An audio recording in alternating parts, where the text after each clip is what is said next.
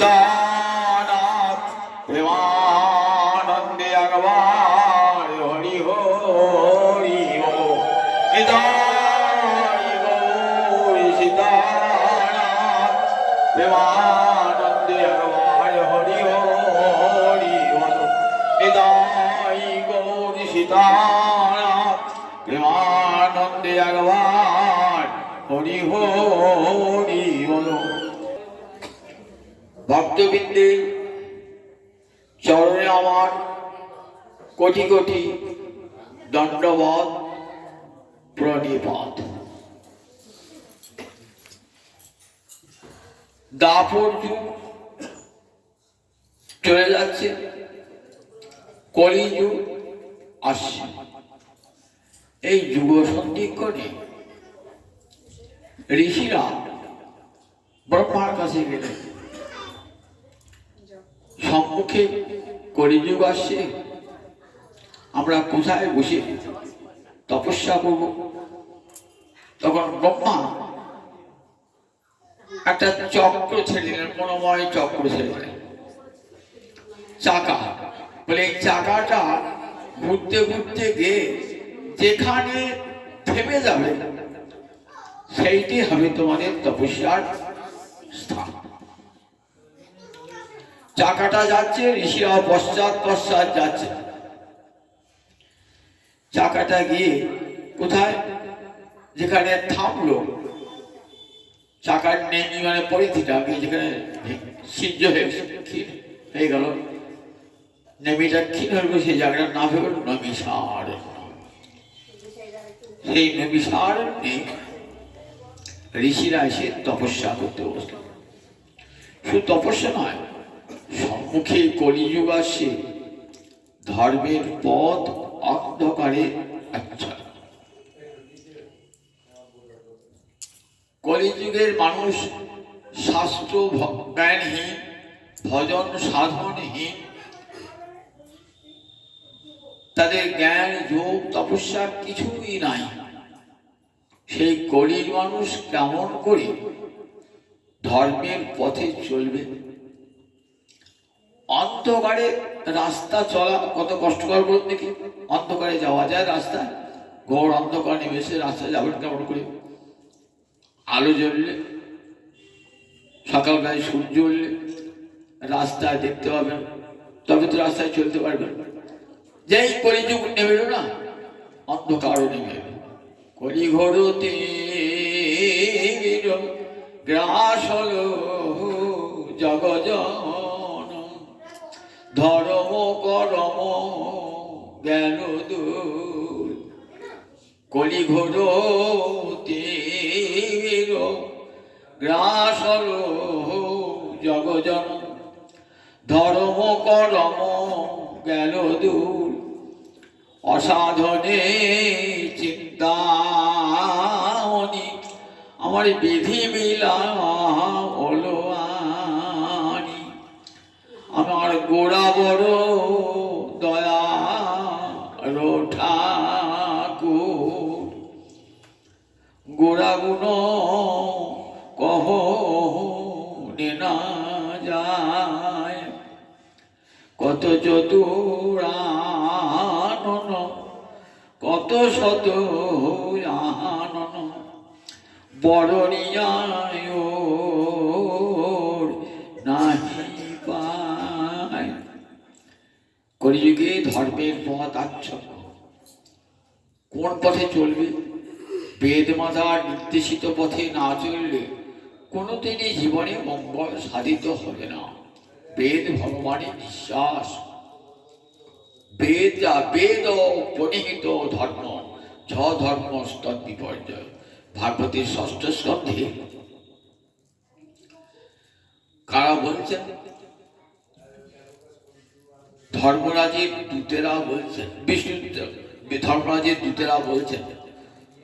কাকে? বিষ্ণুদূতগণকে বলছেন। কাকে ধর্ম বলে? বলছেন বেদ প্রণীত ধর্ম, ছ ধর্ম স্তর বিপর্যয়। বেদ যা নির্দিষ্ট করেছেন সেটাই ধর্ম। যদি বেদের বাইরে কেউ বলে কথা বলেন সেটা হবে অধর্ম। এই বেদ থেকেই 18 পুরাণ, রামায়ণ, মহাভারত সব এদের দেখানো পথই আসল পথ। এই বেদ, পুরাণ, গীতা এদের পথে যদি না চলি তাহলে অধর্মের পথেই যাওয়া হবে, বেদ মাতার বিরোধী পথেই যাওয়া হবে। কলিকালে দেখবেন ধর্ম আছে কিন্তু বৈদিক পথের ঠিকানা নাই, যার ফলে কলিযুগে ধর্মের পথ আচ্ছন্ন হয়ে আসবে। তাই কলিযুগে ঋষিরা বলছিলেন যে কলিযুগের মানুষ কোন পথে চললে আপন জীবনের লক্ষ্যে পৌঁছাতে পারবে, সত্যে পৌঁছাতে পারবে। ঋষিরা তার যজ্ঞ করলেন সহস্রং সমা, 1000 বছর ধরে যজ্ঞটা চলবে। যজ্ঞের যখন বিরতি তখন তারা বসে বসে হরিকথা শুনলো বলে বসে আছে। এমন সময় সেখানে এসেছেন সুত গোস্বামী। সুত গোস্বামী পাদ রোমহর্ষ ঋষির পুত্র, নাম ছিল উগ্রসভা ঋষি। তিনি সুখদেবের শিষ্য। সুখদেব হরিদ্বারে ব্রহ্মকুণ্ডের তীরে 7 দিন ব্যাপী হরিকথা পরিবেশন করেছেন তো, আর সেই আসরে বসে বসে 7 দিন ব্যাপী হরিকথাকে একবারে জীবনের ধ্রুবতারা করে গ্রহণ করেছেন। নয়ন জলে মুখ ভেসে গেছে হরিকথা শুনে। 7 দিন ব্যাপী হরিকথা শুনে হরিকথা কীর্তন করতে করতে আসছেন সুত গোস্বামী পাদ। শৌনকাদি ঋষি উঠে দাঁড়িয়ে বলছেন, হে মুনিবর, আপনি সমস্ত শাস্ত্রে সুবিজ্ঞ, কৃপা করে আপনি আপনার গুরুর মুখ থেকে যা শুনেছেন আমাদেরকে শোনান। সুত গোস্বামীকে উত্তম আসন দিয়ে বসালেন। সুত গোস্বামী উত্তম আসনে বসেছেন। আর সৌনক ঋষি, তিনি সমস্ত ঋষিদের মুখপাত্র, মানে প্রতিনিধি। যেমন মহারাজ পরীক্ষিত শ্রোতাদের মধ্যে মুখপাত্র, ঠিক তেমনি সৌনক ঋষি 4টে বেদে সুপণ্ডিত। তিনি বলছেন সুত গোস্বামীকে, তৎকথয় মহাভারত, যদি বিষ্ণু কথাশ্রম অথবা অশ্ব পদাম্ভোজ মকরন্দ নিহাংসতা কিমন্বয়ে অসদালাপই আয়ুষজন অসৎলায়। বলছেন, হে মুনিবর, হে সুত গোস্বামী পাদ, তৎকথ, হে মহাভাগ। মহাভাগ বলি কেন? তোমার ভজনটা অনেক উঁচুতে, 7 দিন ব্যাপী একাশনে বসে হরিকথা শুনেছ, নয়ন জলে বুক ভাসিয়েছ, তাই তোমার ভজন যে কত উচ্চে বোঝা যায়। তাই মহাভাগ, তৎকথে মহাভাগ। যদি বিষ্ণু কথা, আমরা কিন্তু অন্য কোনো কথা শুনবো না, গোবিন্দের কথা ছাড়া অন্য কোনো কথা শুনবো না। আপনার কথা যদি গোবিন্দকে অবলম্বন করে হয়, বিষ্ণুকে অবলম্বন করে হয়, তবেই কিন্তু শুনবো। তাহলে কৃষ্ণ কথা ছাড়া অন্য কোনো কথা শুনবেন না? বলে হ্যাঁ, একটা কথা শুনতে পারি, অথবা অশ্ব পদাম্ভোজ মকরন্দ নিহাংসতা, অথবা গোবিন্দ চরণের চরণ কোমলের মকরন্দ মানে মধু, পদাম্ভোজ মানে চরণ কোমল, অম্ভোজ মানে পদ্ম ফুল, পদ মানে চরণ, মকরন্দ মানে মধু। গোবিন্দের চরণ কোমলের মধু লিহাং, যারা লেহন করছে, চেটে চেটে খাচ্ছে, কারা? ভক্তেরা গোবিন্দের চরণ কোমলের মধু পান করে, তাদের কথা যদি বলেন তাহলে তাহলে কৃষ্ণ কথা আর কৃষ্ণ ভক্তের কথা ছাড়া আর অন্য কোনো কথা আমরা শুনব না।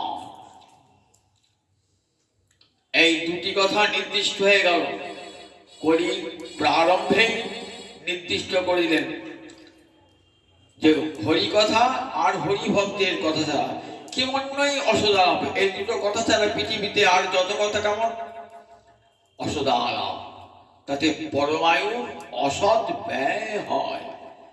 যেটুকু জীবন গোবিন্দ দিয়েছেন তাকে ভজবার জন্যই তো।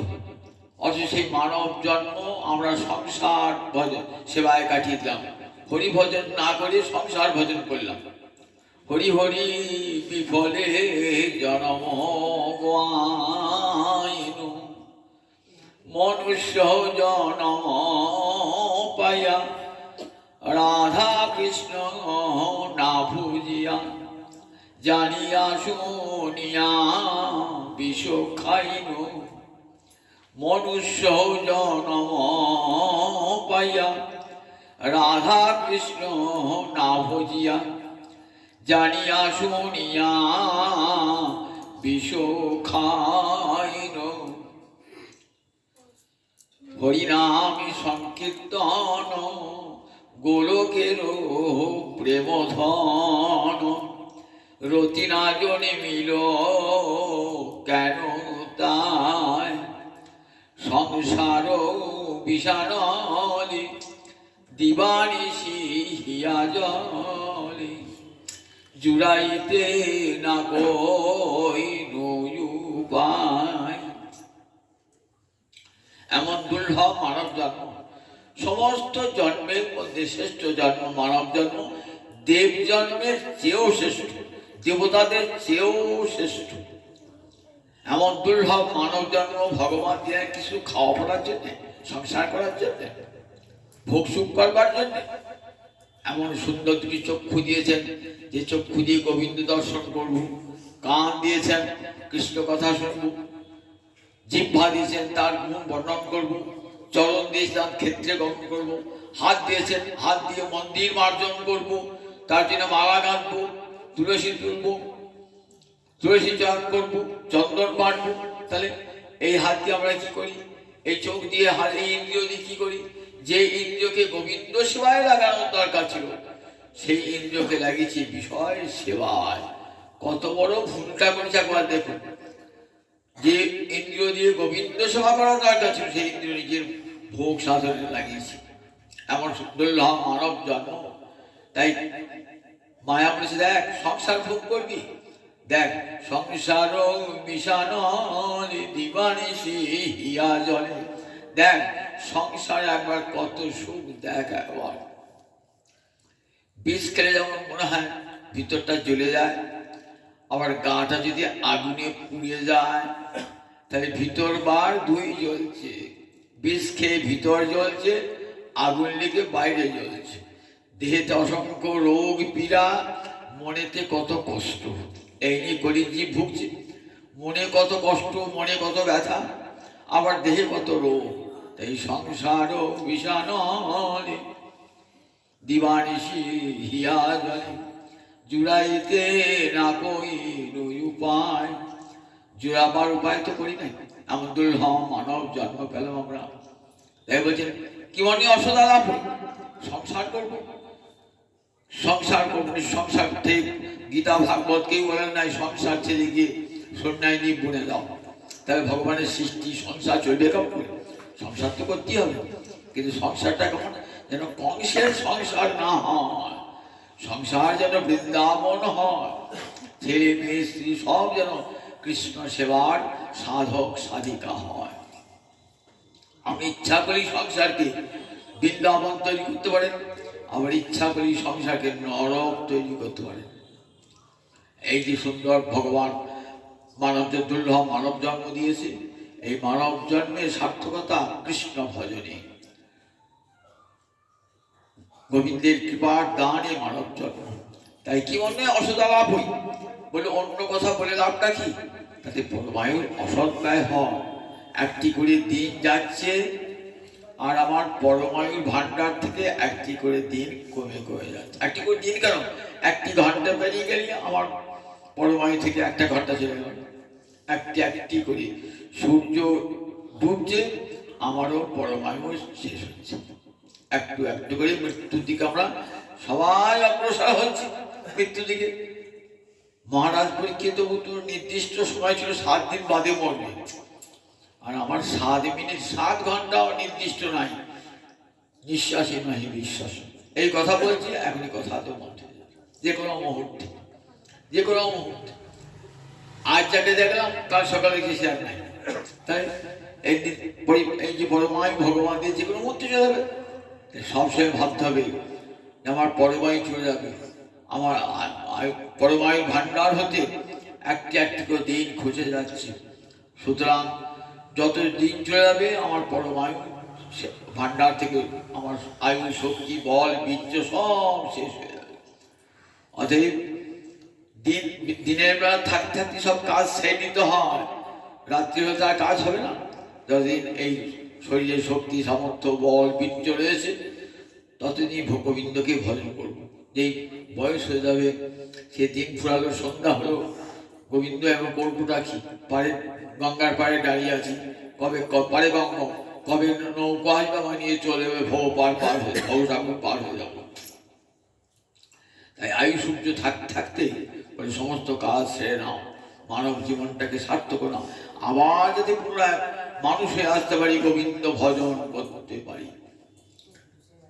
তাই জীবনী অসৎ আয়ুষ অসৎ ব্যয়, পরমায়ুর অসৎ ব্যয় করো না। আমার দুর্লভ মানব জন্ম পেয়েছে, এই যে দুর্লভ মানব জন্মে সবচেয়ে সার্থকতা কৃষ্ণ ভক্তের সঙ্গ লাভ করলে হয়। কৃষ্ণ ভক্তের সঙ্গ লাভ করলে ভজন, জীবনটা ভজনমুখী হয়।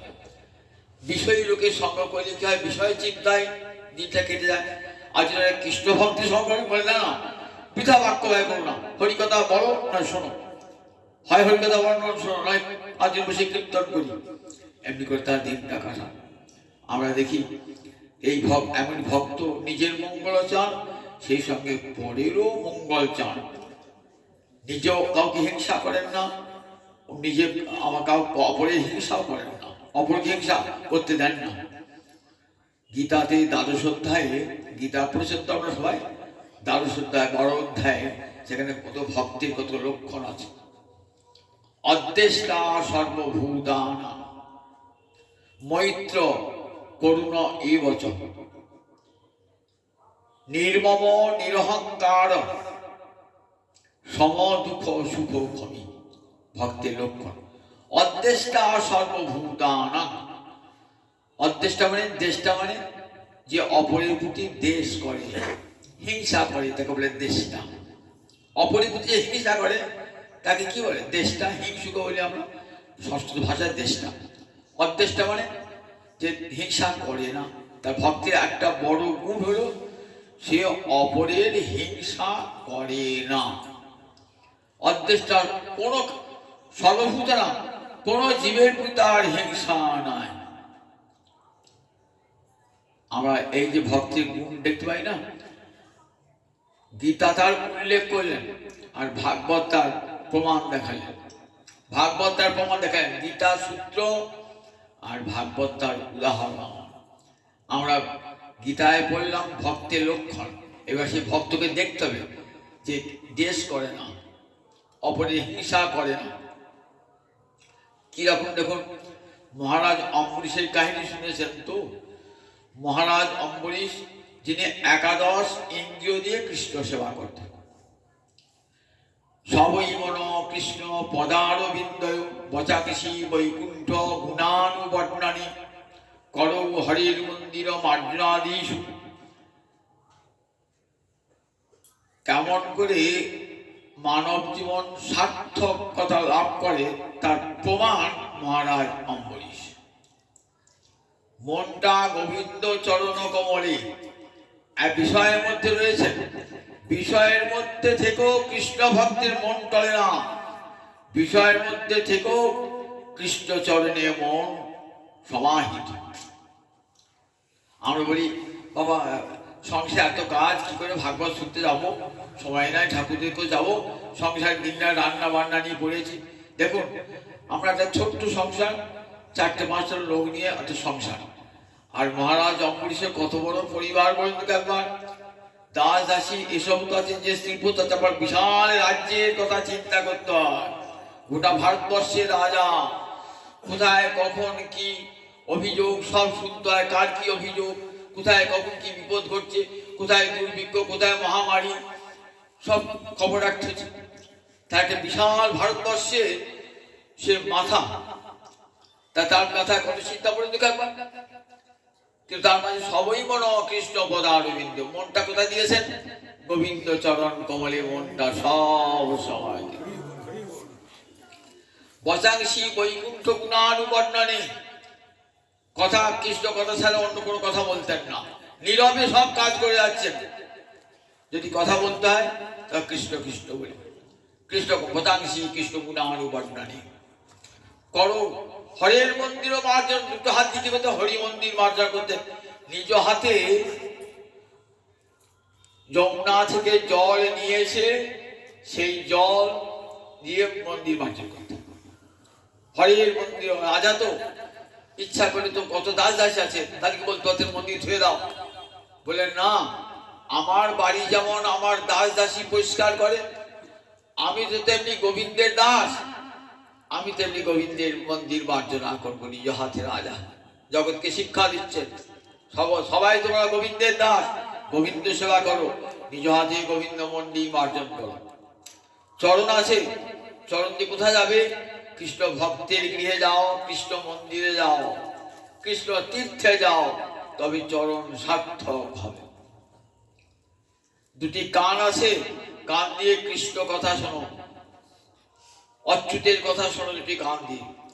জিহ্বা আছে, জিহ্বা দিয়ে কৃষ্ণ গুণ বর্ণনা করো জিহ্বা দিয়ে। এমনি করে সব ইন্দ্রিয় দিয়ে কৃষ্ণ ভজনা দেখাচ্ছেন মহারাজ অম্বরীশ। কবিরাজ গোসাই পাল বলছেন না, দুটো নয়ন আছে, জগতের রূপ দেখবার জন্য নয়, জগতের রূপ দেখে পেট ভরবে না, কিন্তু গোবিন্দের রূপ দর্শন করে নয়নের চিরকালী রূপ দেখার স্বাদ মিটে যাবে। বংশী গানামৃত ধারা লাবণ্যামৃত জন্মস্থান, যে না হেরে সে চাঁদ বদন, সে নয়নে কিবা কাজ পড়ুক তাহার মুন্ডে বাজ, সে নয়নে রহে কি কারণ। দুটি নয়ন রয়েছে, আর সেই নয়ন দিয়ে যদি গোবিন্দ দর্শন না করো, তাহলে এখন সেই নয়নে কি বা কাজ পড়ুক তার মুন্ডে বাজ, তার মাথায় বাজ পড়ুক, চক্ষু অন্ধ হয়ে যাক। যে নয়ন দিয়ে কৃষ্ণ দর্শন হয় না, রাধানী কৃষ্ণ দর্শন করে বলছেন, জনময় অবধিহাম রূপনে হারণ নয়ন না তিরপিত ভের। জন্মে থেকে মাধব তোমাকে দর্শন করছি, এত তোমার রূপ, আমার দুটো নয়নের তৃপ্তি হলো না। গোপীরা ধিক্কার দিয়েছেন, যে হেরিবে কৃষ্ণানন তার কেন দুনয়ন, বিধি হইয়া হেন অবিচার। বিধাতা জগতের রূপ দেখবার জন্য দুটি নয়ন যথেষ্ট, কৃষ্ণ রূপ দুটি নয়নে দেখা যায় না। কেন লক্ষ নয়নে দিলে না হে, আমরা অপলকে চেয়ে রইতাম, কেন লক্ষ নয়ন দিলে না হে,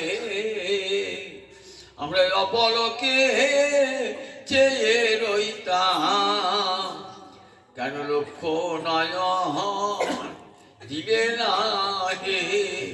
ওই গোবিন্দটুকু শুধু আস্বাদন দুটি নয়নে হয়, আর সেই দুটি নয়নে আমরা গোবিন্দ দর্শন না করি, জগতের রূপ দর্শন করি। মহারাজ অম্বরীশ শিক্ষা দান করছেন। এমনি করে কৃষ্ণ ভজন করতেন। আমার যখন অন্তরে কেমন গুণগুলি সঞ্চারিত হয়েছিল। কার্তিক ব্রত করেছেন, 1 মাস ধরে একাদশী ব্রত করে, শেষকালে কার্তিক ব্রত করে, চাতুর্মাস্য ব্রত করে ব্রত উদযাপন করবেন। উত্থান দ্বাদশীর দিন সমারোহে সমস্ত রাজ্যের প্রজাগণকে নিমন্ত্রণ জানিয়েছেন। গোবিন্দ সে ভোগ লাগিয়েছেন, গোবিন্দের সেবার জন্য ভোগ লাগিয়েছেন। নাম সংকীর্তনাদি পাঠ কীর্তনাদি পর গোবিন্দের ভোগ লাগিয়ে, সেই ভোগ সমস্ত বৈষ্ণব অতিথি ব্রাহ্মণ বেদজ্ঞ ব্রাহ্মণ তাদেরকে ভোজন করিয়ে সব শেষে তাদের অবশিষ্ট প্রসাদ গ্রহণ করবেন। এইটি নিয়ম, একটা ব্রত করার নিয়মটাই। সব ভোজন টোজন করিয়ে, কৃষ্ণ সেবা লাগিয়ে, ভক্ত সেবা লাগিয়ে নিজে যখন ভোজন করতে যাবেন, এমন সময় দুর্বাসা ঋষি এসে উপস্থিত। অয়মহং ভো, আমি এসেছি। একবার জলগম্ভীর কণ্ঠে বলছেন, একবার মেঘের মতন গর্জন। ঋষি তো ভয়ঙ্কর ক্রোধী ঋষি, পান থেকে চুন খয়েছে, সঙ্গে সঙ্গে অভিশাপ করে। তপস্যার ছিল তো খুব অহংকার ছিল। মহারাজ অমৃত কৃষ্ণ ভক্ত, তো তার তো শক্তি কম নয়, কিন্তু কৃষ্ণ ভক্ত নিজের শক্তি রাখার, তপস্যার শক্তি চেয়ে ভক্তির শক্তি বেশি দেখান না ভক্ত কোনদিন। ভক্ত সবসময় তৃণাদপি শুনিয়েছে, অমানি মানুষ হয়ে থাকে। আহা, আপনার মতো অতিথি আমার গৃহে এসেছে ঋষিবর, আজ আমার গৃহে ভোজন করুন, কৃষ্ণের প্রসাদ গ্রহণ করুন, আমি কৃতজ্ঞতার্থ। বেশ, তথাস্থাই হবে। চলে গেলেন স্নান করতে। স্নান করতে গিয়েছেন তো গিয়েছেন, আসার নাম নাই, আসার নাম নাই। কিন্তু দেখেন, একাদশী ব্রত করলে পরের দিন পালন করবেন কত সময়, মাঝে লেখা থাকে 9টা 10-এর মধ্যেই পালন, 8টা 20-এর মধ্যে পালন, 7টা 25-এর মধ্যে পালন। যদি না করেন সেই মধ্যে, তাহলে ব্রতটাই নষ্ট হয়ে গেল। ব্রত এত কষ্ট করে ব্রতটা করলেন, ব্রত নষ্ট হয়ে গেল। তাই ব্রত আর সামান্য সময় বাকি আছে, কিন্তু কিছুতেই আসছেন না দুর্বাসা। ব্রাহ্মণ অতিথি ঋষি, তাকে না খাইয়ে খাবে কি করে? তখন ব্রাহ্মণ বৈষ্ণবের অনুমতি নেন। কি করবো বলুন? বলেন, গোবিন্দের চরণামৃত পান করে ব্রতভঙ্গ করুন, অপরাধ হবে না। গোবিন্দের চরণামৃত পান করে ব্রতভঙ্গ করেছেন, জানতে পেরেছে দুর্বাসা ঋষি। ঋষি তো তপস্যা শক্তি তো আসছে, একেবারে ক্রোধে কাঁপতে কাঁপতে আসছে, একেবারে বর্ণনা প্রতিরোধ কাঁপতে। বলছে, রাজা তুমি ক্ষত্রিয়, আমি ব্রাহ্মণ, কে বড়, ব্রাহ্মণ না ক্ষত্রিয়? আমি ব্রাহ্মণ তপস্বী, আমাকে তুমি নিমন্ত্রণ করলে আর আমাকে তুমি খেয়ে নিলে। ব্রাহ্মণ অবজ্ঞার ফল আমি তোমাকে দেখাচ্ছি। এইগুলো একটা জটা ছিঁড়েছে বাবা, দুর্বাসার জটা, মানে সে দেশে জটা না তো, একটা মানুষ তো আগুনের মানুষ তো ঝেঁকেছে একবারে, যাচ্ছে জ্বলতে জ্বলতে। মহারাজ অম্বরীশকে পুড়িয়ে দেবে। মহারাজ অম্বরীশ গোবিন্দ চরণে শরণাগত, তার ভয় নাই, নির্ভীক। এ দেহ গোবিন্দের দেওয়া, গোবিন্দ চরণে অর্পণ করেছি। যদি দেহ রাখতে হয় তিনি রাখবেন, বিনাশ করতে হয় বিনাশ করবেন। তার জন্য এতটুকু মৃত্যুর ভয় তার নাই। কৃষ্ণ ভক্ত নির্ভীক, মৃত্যুর ভয় থাকে না।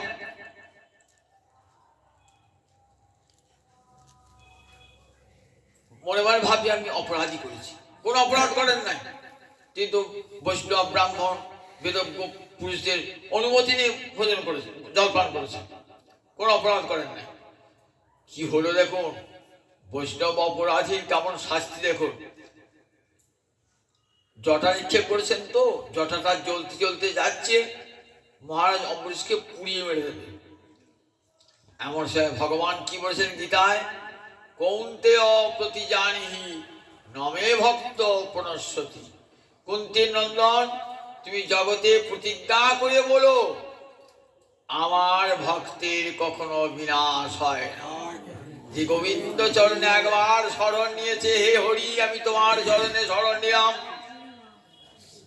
তার সব রক্ষার ভার গোবিন্দ গ্রহণ করেন।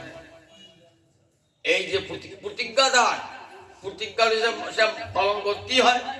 প্রতিজ্ঞা মানে আমি দিব্যি কেটে বলছি, পালন বলি না, তাহলে প্রতিজ্ঞা করে বললাম, সে রক্ষা করতে হয়, নইলে নিজে পাপ হয়। ভগবান তাই প্রতিজ্ঞা করে বলেছেন, হে কুন্তী নন্দন, তুমি জগতে প্রতিজ্ঞা করে বলো। যদি কবে নিজে, গোবিন্দ তো প্রতিজ্ঞা করে নাই, অর্জুন প্রতিজ্ঞা করেছে। বললেন, গোবিন্দ বলছেন যে আমার প্রতিজ্ঞা আমি কখনো কখনো ভঙ্গ করি, কিন্তু আমার ভক্তের প্রতিজ্ঞা আমি কখনো ভঙ্গ করি না। তাই বুদ্ধির নন্দনকে দিয়ে প্রতিজ্ঞাটা জগৎকে করালেন যে আমার প্রতিজ্ঞা কখনো কখনো ভঙ্গ হয়ে যায়, কিন্তু আমার ভক্তের প্রতিজ্ঞা আমি ভঙ্গ করি না। সুদর্শন এসে হাজির। সুদর্শন ভগবানের ভক্ত রক্ষার জন্য সুদর্শন ওই কীর্তাটাকে পুড়িয়ে দিয়ে এইবার চললেন। যে কীর্তা প্রয়োগ করেছে, কীর্তা তো ধ্বংস হয়ে গেল, আগুনে মানুষটা শেষ হয়ে গেল। এইবার ওই সুদর্শনটা ছুটছে কার পিছনে? ওই দুর্বাসার পশ্চাৎ ছুটছে। দুর্বাসা কোথাও গিয়ে শান্তি পেলেন না। একবার এখানে একবার সেখানে ঘুরি করবেন। 10 দিকে 10 লোকপাল আছে, 10 দিকপাল আছে, সবার কাজ আছে। 10টা দিক আছে, পূর্ব পশ্চিম উত্তর দক্ষিণ ঈশান অগ্নি নৈরিত বায়ু ঊর্ধ্ব অধ। 10 দিকে 10 জন দেবতা আছেন, তাকে কি বলি আমরা? 10 দিকপাল। দেখবেন পুজোর আগে ফুল দিতে হয় 10 দিকপাল ভো নমঃ বলে 10 দিকপাল। তার সব গোবিন্দের আদেশ, সব দেবতা এক একটা দিককে রক্ষা করছে।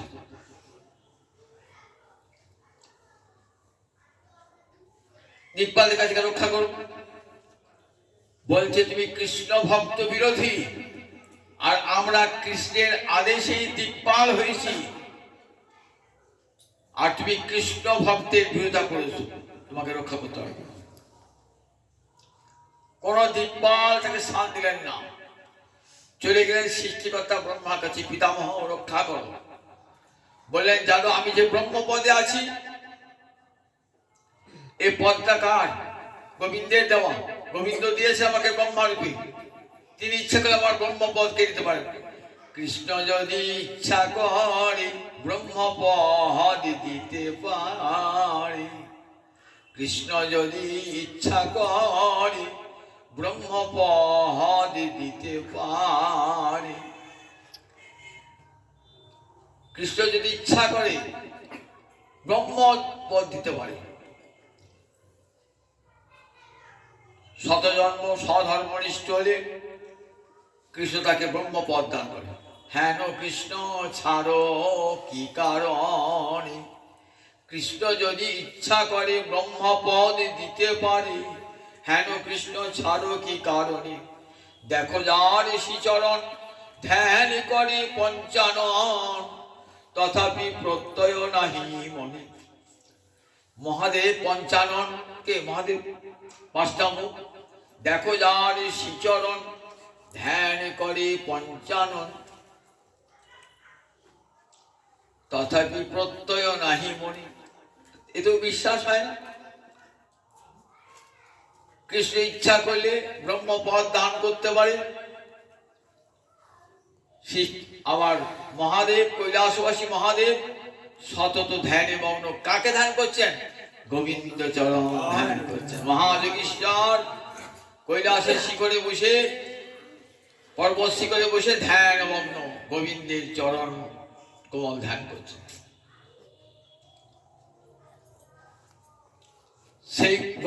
সেই গোবিন্দ দেখো আমাকে ব্রহ্মপদ দিয়েছে, আমি কি কৃষ্ণ ভক্ত বিহিত করতে পারি?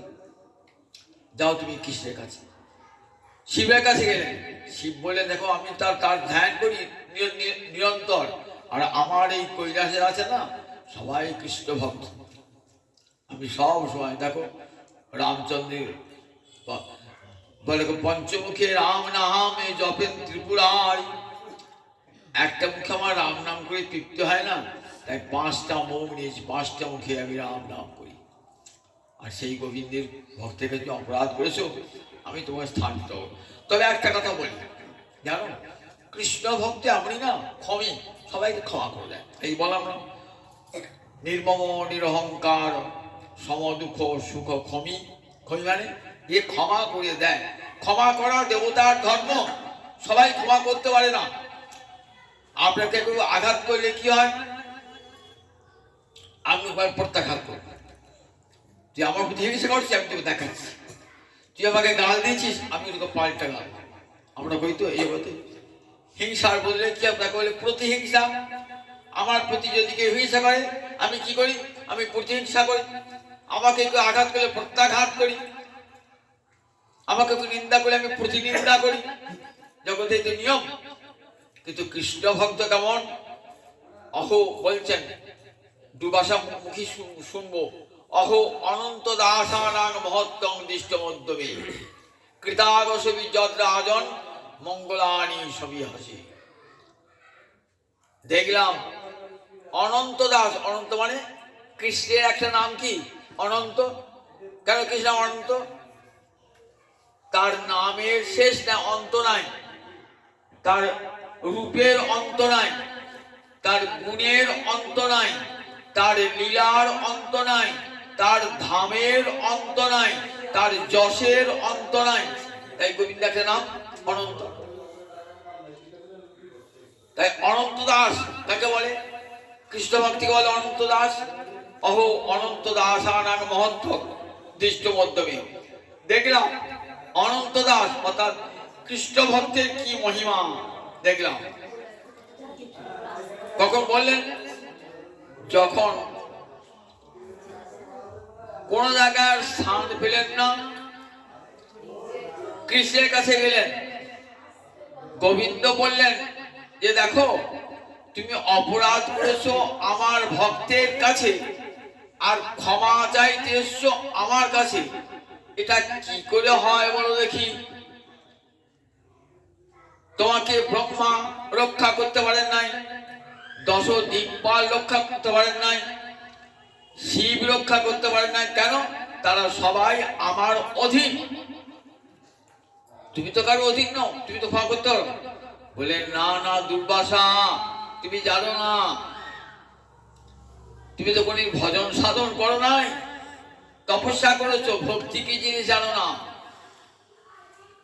আমার ভক্ত আমাকে ভজন করে বলে আমি ভক্তের প্রেমের অধীন হয়ে যাই।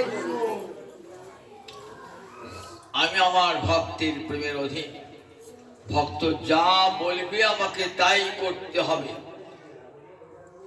কাজে আমি তো ভক্তাধীন। অহং ভক্ত পরাধীন ঝ স্বতন্ত্র ইব দ্বিজ। আমি অস্বতন্ত্র, আমি স্বাধীন নয়, আমি পরাধীন, আমি ভক্ত প্রেমের অধীন।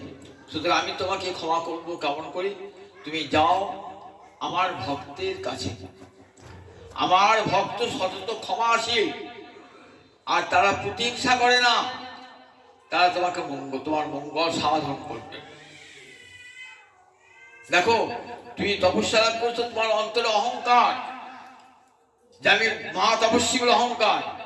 আর আমার ভক্ত তোমার তপস্যার শক্তি চেয়ে কোটি কোটি গুণ শক্তির অধিকারী, তথাপি নিরহংকার। তাদের এতটুকু অহংকার অন্তরে থাকে না। অদ্দেষ্টা সর্বভূতানাং মৈত্র করুণ এবচ নির্মম নিরহংকার সম দুঃখ সুখ ক্ষমি। কে বলছেন? কৃষ্ণ বলছেন অর্জুনকে গীতায়, আমার ভক্ত অদ্দেষ্টা সর্বভূতানাং।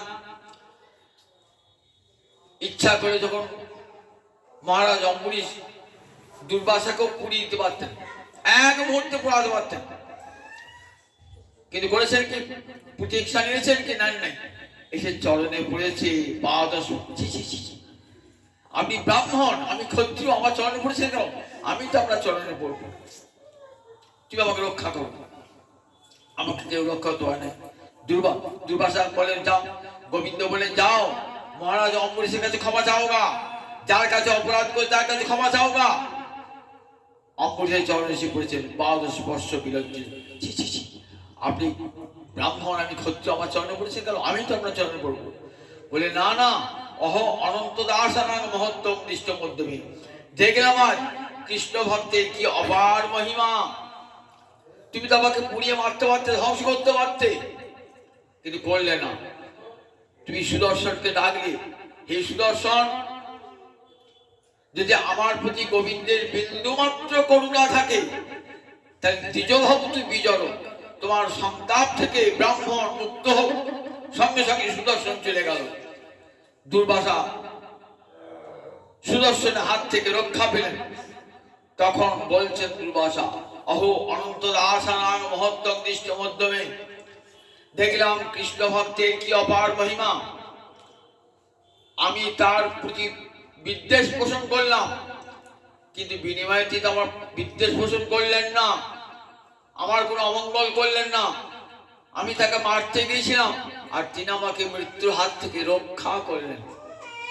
অদ্দেষ্টা সর্বভূতানাং মৈত্র করুণৈব চ বলেন, কৃষ্ণ ভক্ত সবার বন্ধু, সবার বন্ধু। বন্ধু কি করে? অপর বন্ধুর বিপদে সাহায্য করে। তাই গোবিন্দ সকল বলে কৃষ্ণ ভক্ত, গোবিন্দ যেমন সবার বন্ধু তেমনি কৃষ্ণ ভক্ত সবার বন্ধু। অন্তরটার করুণায় ভরা থাকবে, করুণৈব চ সম দুঃখ সুখ, সুখ দুঃখ দুটোকে সমান বলে গ্রহণ করে নেয়। যত দুঃখ আসুক, দুঃখকেও তারা বরণ করে নেয়, সুখকেও তারা বরণ করে দেন। জানেন দুটি গোবিন্দের দান। সুখ যেমন গোবিন্দের দান, দুঃখ তেমনি গোবিন্দের দান। আমাকে যে সুখ দিয়েছেন সেটাও গোবিন্দের কৃপায়, আবার যে দুঃখ দিয়েছেন সেটাও গোবিন্দের কৃপা। সুখ দুঃখ দুটোকে সমান জ্ঞান করে। সোজা কথা, আমরা দুঃখেরই ভগবান করি। ভগবান তুমি কারা ভগবান নাকি দেখতে পাও না আমার কত দুঃখ হচ্ছে, কষ্ট হচ্ছে? আর সুখে যখন আসে তখন বলে এটা আমার সুখটা বলি আমার চেষ্টা হয়েছে, দেখো আমি খেতে খুঁটেছি তবে তো আমার এই সুখটা হয়েছে, তখন ভগবানকে রাখি না, আর দুঃখেরই ভগবানকে দোষ দিই। কৃষ্ণ ভক্ত বলে না গো, সুখও যেমন গোবিন্দের দান, তিনি কৃপা করলে মানুষকে সুখী করতে পারেন, আবার কৃপা করলে মানুষকে দুঃখী করতে পারেন। দুটি সুখ দুঃখ দুটি গোবিন্দ, দুটোকেই পরমাদরে গ্রহণ করতে হয়। সুখকে যেমন করে গ্রহণ করবো, সম্পত্ত উচ্চ বিপত্ত উচ্চ মহতাম এক রূপতা। কেমন?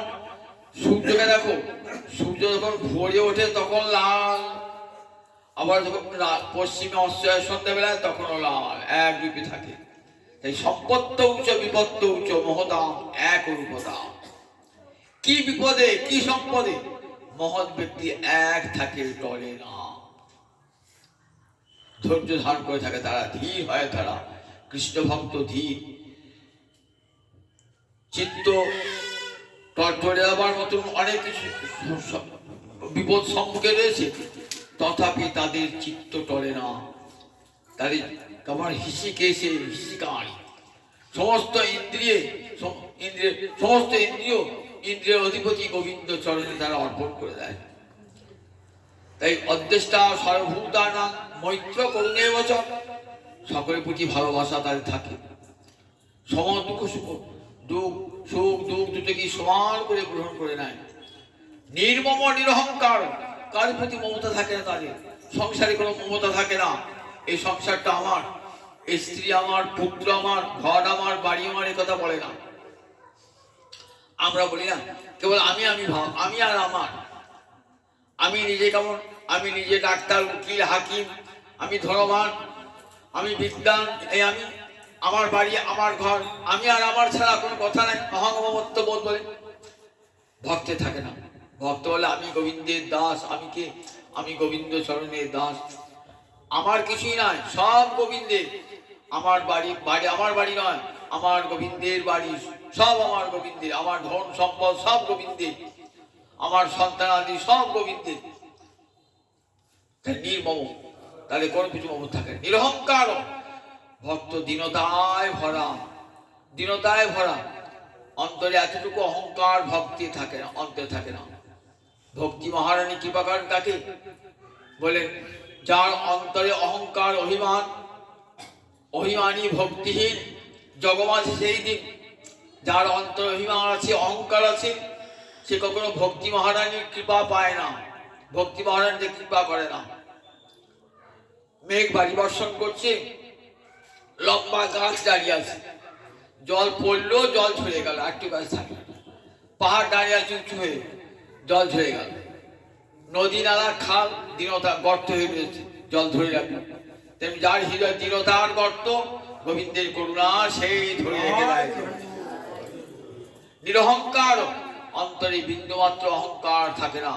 ভক্ত সব গুণে গুণী, তথাপি ভক্তের অন্তরে অহংকার থাকে না।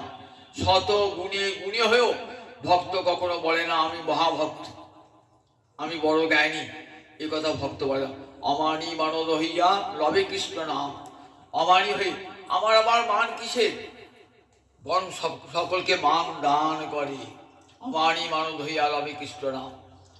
রঘুনাথ দাস গোস্বামীকে মহাপ্রভু বলেছেন, আমারই মানব হইয়া লবে কৃষ্ণ নাম।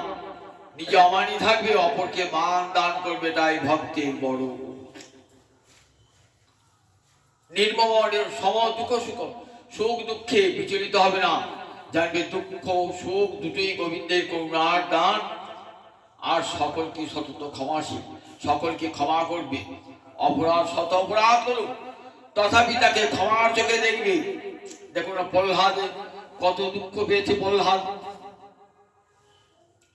কিন্তু কখনো বলেন নাই তার পিতাকে বিনাশ করতে।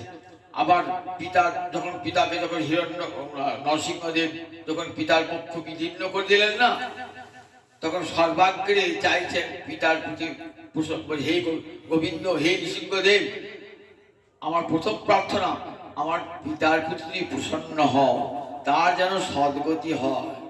দেখেছেন সর্বাগ্রে, যে পিতা তার সবচেয়ে বড় শত্রু, তারপর কত অত্যাচার করিয়েছে, একবারও ভাবে না যে আমার ছেলে এত করবো না।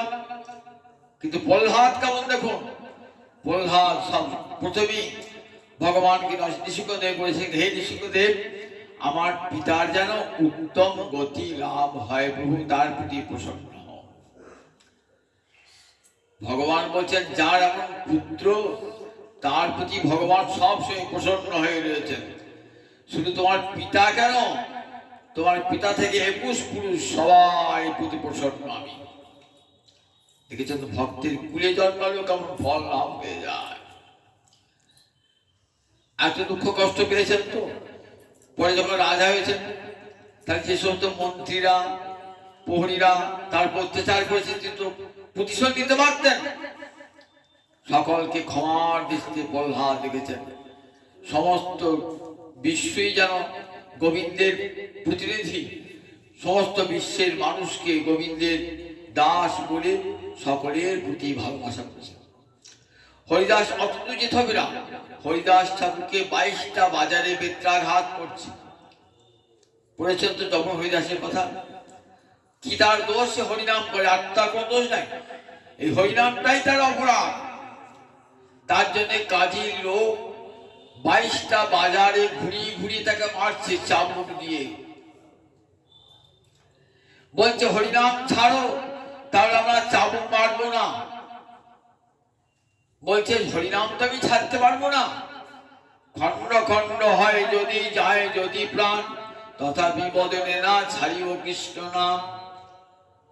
দেহটা খণ্ড করে দাও, খণ্ড খণ্ড করে দাও, তথাপি কৃষ্ণ নাম ছাড়বো না। তুমি কৃষ্ণ নাম না ছাড়লে জানো কাজী আমাদের দণ্ডদান করবে। যে লোকটাকে মারতে পারলি না, তখন কাজী তো আমাদেরকে জেলে পুরবে, আমাদের দণ্ডদান করবে।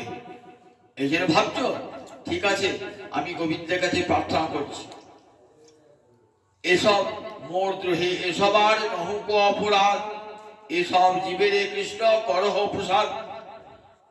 আমাকে যারা মারছে তাদের কোনো অপরাধ নিও না, তাহলে সব অপরাধ ক্ষমা করো প্রভু। আর যদি কাজী মারে তোমাদেরকে, তার জন্য আমি মরছি, তোমাদের জন্য আমি মৃত্যুবরণ করছি। ঠিক যেন কাজী মরে গেলেন মনে হলো, তার শ্বাস প্রশ্বাস কিছু বইছে না, ধ্যানানন্দে মগ্ন হয়ে রয়েছেন, ধ্যানেতে গোবিন্দের সঙ্গে লীন হয়ে গেছেন, শ্বাস প্রশ্বাস কিছু বইছে না, বলে মরে গেছে। তা মরে গেছে কবর দিয়ে না, কবর দিলে তো কোথায় যাবে? কবর দিলেও বেশ স্বর্গে চলে যাবে। তো ওকে জাহান্নামে যাবো, ওই গঙ্গায় ফেলে দিয়ে, হিন্দুদের গঙ্গা, ওই গঙ্গায় ফেলে নরকে যাবে। গঙ্গায় ফেলে দিলেন, গঙ্গায় ভাসতে ভাসতে চলে এলেন। রাখি হরি তো মারে কি, দেখেছেন রাখো। তথাপি হরিদাস তাদের প্রতি বিন্দুমাত্র প্রতিশোধ গ্রহণ করেন, প্রতিশোধের ইচ্ছাও ছিল না। তাই ভক্তের কত গুণ আমরা ভক্ত চরিত্র যতই দেখবো না, ভক্ত চরিত্র বলে অনন্ত দাসানার মহত্ব দৃষ্ট মাধ্যমে দেখলাম কৃষ্ণ ভক্তের কি অপার মহিমা। কৃতাগসবি যত্রাজন মঙ্গলানি সমীহসি। আমি অমঙ্গল করলো কৃষ্ণ ভক্ত আমার মঙ্গল করবে, আমি আঘাত করলো কৃষ্ণ ভক্ত আমাকে প্রত্যাঘাত করবে না, আমি অপরাধ করলো আমাকে আমার প্রতি এতটুকু প্রতিশোধ নেওয়ার জন্য কোনো আমার অপরাধ করবেন না তারা।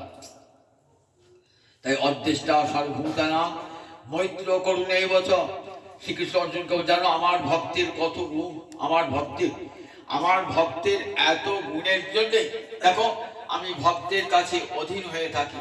তাই সমস্ত সাধনের মধ্যে ভক্তি সাধন সর্বশ্রেষ্ঠ সাধন।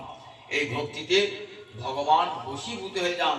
ভক্তি কৃষ্ণ বশম করি, ভগবান নিজে মুখে বলছেন ভক্তামান বসে কুবন্তী সব স্ত্রী সব পতিলতা, সতী রমণী যেমন ভালোবাসা দিয়ে স্বামীকে বশীভূত করে নেয়, ভক্ত ঠিক তেমনি ভালোবাসা দিয়ে আমাকে বশীভূত করে নেয়।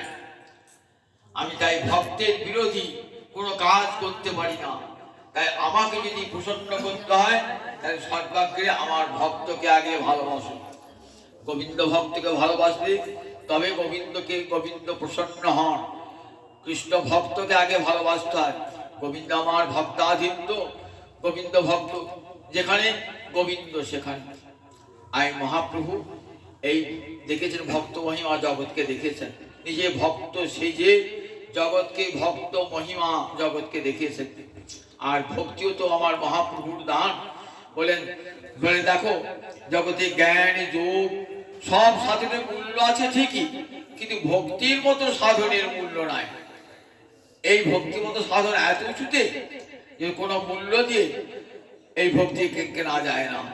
ভক্তি কেমন লাভ হয় বলে ভক্ত পদ ধুলিয়ারে ভক্ত পদ জল, ভক্ত ভক্ত সে সেই তিনি সাধনার বল।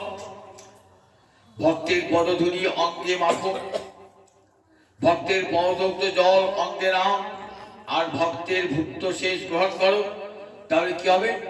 হরিভক্তি লাভ হয়ে যাবে।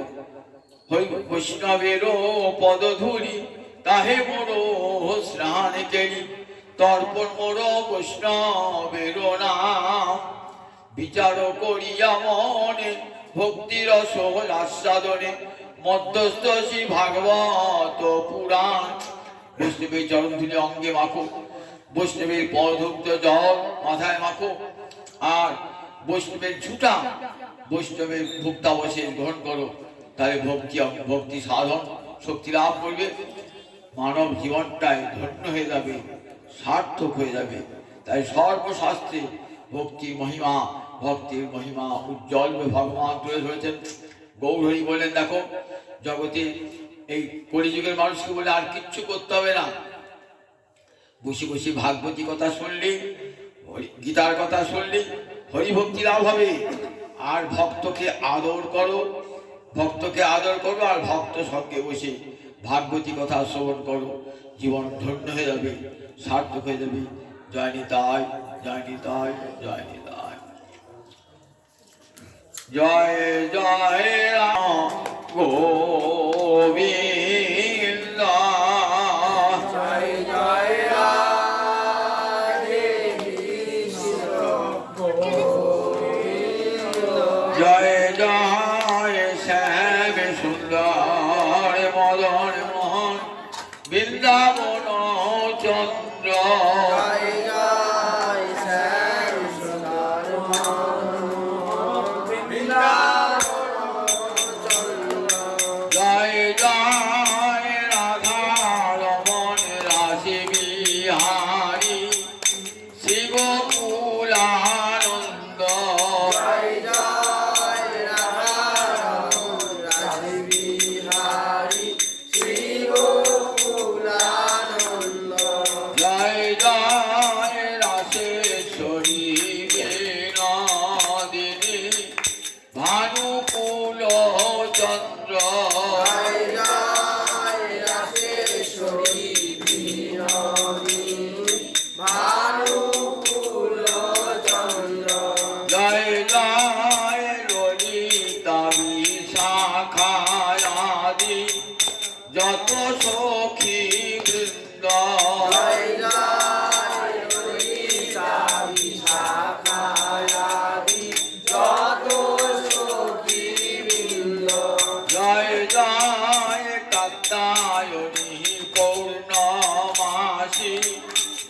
হরি লীলা বৃন্দ জয় জয় কাতায়নি পূর্ণমাসি আর লীলা বৃন্দ জয় জয়